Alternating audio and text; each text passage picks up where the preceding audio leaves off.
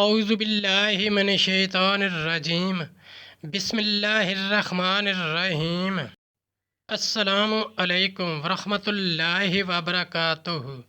طالب علم ساتھیو، اس سے پہلے والی ویڈیو میں ہم نے پارہ نمبر 4 سورہ آل عمران آیت نمبر 133 کے بارے میں پڑھا۔ اس ویڈیو میں ہم پارہ نمبر 4 سورہ آل عمران آیت نمبر 134 اور 135 کا ترجمہ، تفسیر، عربی، شان نزول کے بارے میں پڑھیں گے اور قرآن کی روشنی میں اہم دینی مسائل بھی سیکھیں گے۔ لنک میں نے اس ویڈیو کے ڈسکرپشن میں شیئر کر دیا ہے۔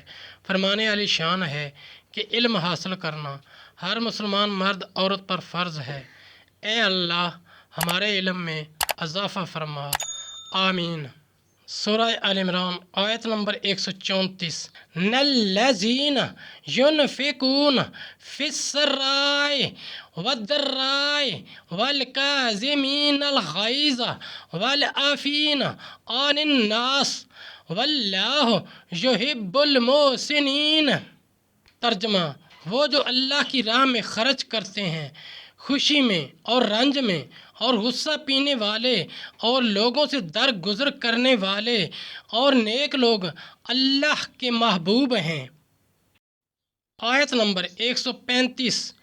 والذین اذا فعلوا فاحشۃ او ظلموا انفسهم ذکروا اللہ فاستغفروا لذنوبہم ومن یغفر الذنوب الا اللہ واللہ یصر علی ما فعلوا وہم یعلمون۔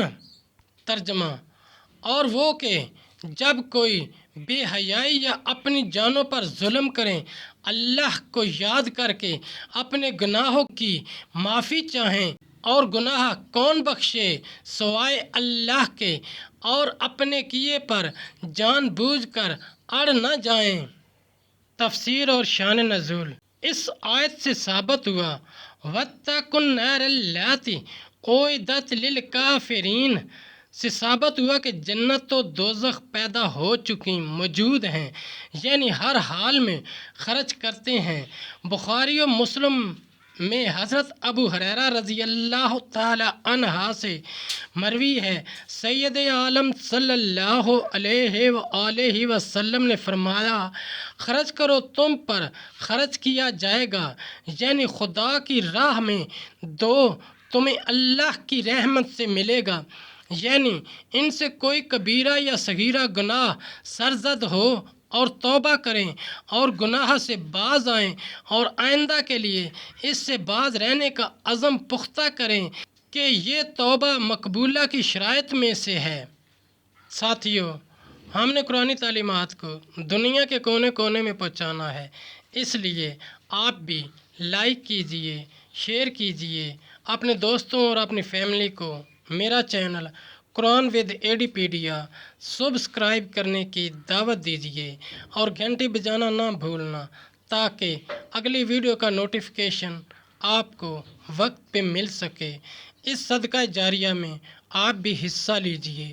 اللہ کریم ہم سب کی نیک اور جائز حاجات پوری فرمائے، آمین یا رب العالمین۔